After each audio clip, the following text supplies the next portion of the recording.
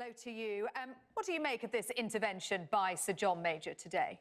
I think it's a very important intervention, and you would expect me as a Labour MP to be critical of a Conservative government, but it's really quite unprecedented for a former Conservative Prime Minister to criticise the current trajectory his Conservative government is taking us on.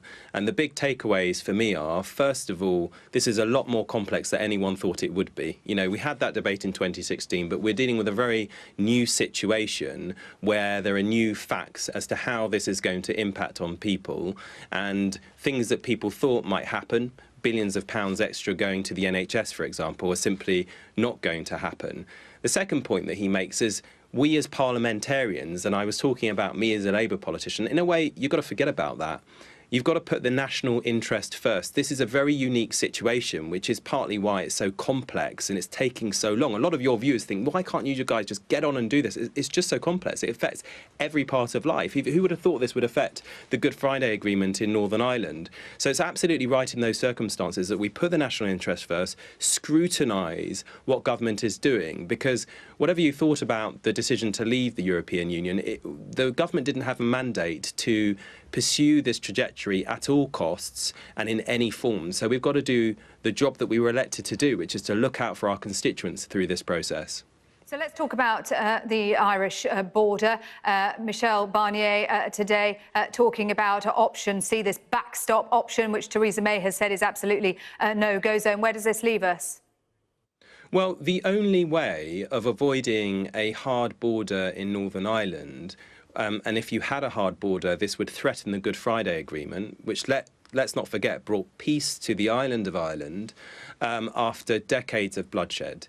The only way to avoid a hard border is not only through staying in the customs union, but also the single market. And what the EU's come forward and suggested here is that for the sake of not having that hard border, Northern Ireland should stay in the customs union and to all intents and purposes, the single market as well. Now, clearly, that is not a desirable situation because it would mean a different... That's not what people voted for, is it? I mean, that's more of the same. Well, people didn't vote to split up the United Kingdom in the process of Brexit. So I think the only way you're going to be able to avoid this issue of having a hard border in Northern Ireland is for the whole of the United Kingdom to stay in the customs union and the single market. And let's not forget, by the way, if you want to talk about mandates, the Prime Minister put the notion of leaving the single market and the customs union at front and centre in her manifesto in 2017, and she lost her majority. So she actually doesn't have a mandate to take the whole of Britain out of the... But international trade agreements were also in the Labour Party manifesto, weren't they? The Labour Party manifesto said that we would seek to continue to get the benefits of the single market and the customs union. It didn't say how. The European Union has since been very clear that you can only continue to get those benefits if you stay part of the single market and the customs union. That is absolutely clear. And I really think, to be frank, there's a lot of delusion about what we can get from this process. You know, there's a suggestion that we can not only leave the European Union, but leave the customs union, leave the single market, and get all the benefits. Now, why on earth would you be allowed to get the benefits of a club without being in it and having the obligations and paying the subscription fee? I mean, what, you wouldn't join the club? OK, Chuka Umunna, let's bring in Jacob Rees-Mogg and ask him that question. Jacob Rees-Mogg, are you delusional? Is the only option here, in order to protect the Good Friday Agreement, to remain in a customs union and the single market? Oh, absolutely not. That means we don't leave the European Union. Those are the essential pillars of the European Union. And I would dispute that there are advantages of being in either of those. The customs union is a protectionist racket that increases the price of food, clothing and footwear in the United Kingdom. And the internal market simply piles regulation upon regulation on British businesses and makes us less efficient and competitive. Being out of those two is a huge advantage for us. And the issue in Northern Ireland, as has been said by European Parliamentary Committee, can be solved by technological solutions, some of which have been trialled in other parts of the world. But where are those technological solutions? Because Michel Barnier is saying that the clock is ticking. We've got to up the pace here. And in the absence of any solutions presented by the government, the EU is giving its options, option A, B or C. Option A, the cake and eat it argument, which it's already said no to. Option B, the technological answer, which it's called the Narnia option. And option C, ultimately, Northern Ireland is annexed. Well, I think that's silly. And well, Option C would be in breach of the confidence and supply agreement between the Conservatives and the Democratic Unionist Party. So if the government went for option C, it would fall. It is not a serious option. It's not one the government could accept. We cannot split the United Kingdom. Northern Ireland is as much part of our country as Somerset is, and for the European Union to be proposing splitting up the United Kingdom is quite improper of it, and it's an improper suggestion for them to make.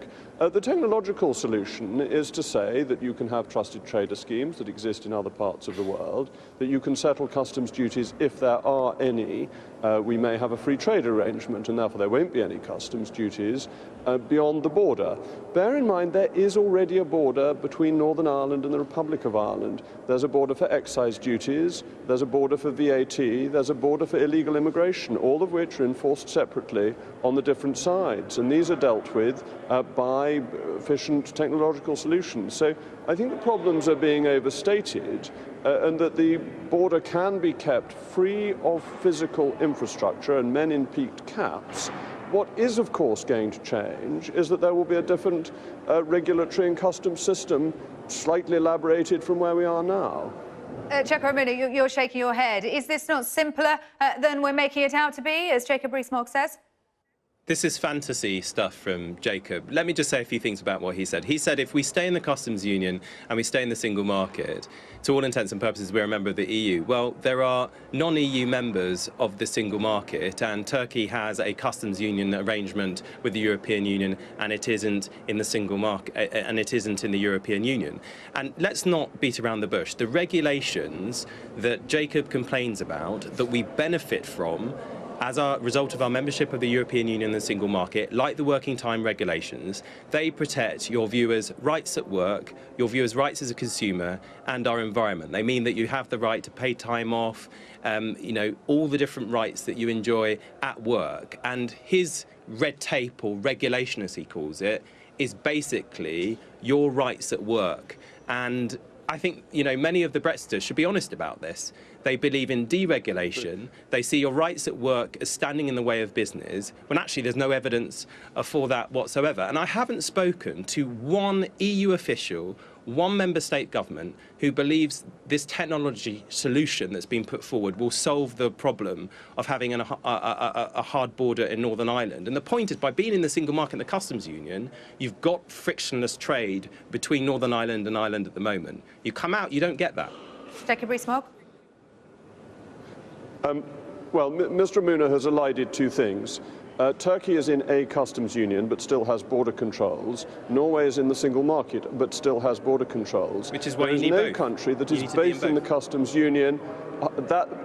And that was my point. If you are in both the customs union and in the single market, you are still in the European Union. That is the key point here, and that was the point I was making. So to try and pretend that because countries that are individually in one are able to be outside the European Union means that if you're in both, you're not in the European Union, is, I think, dissembling.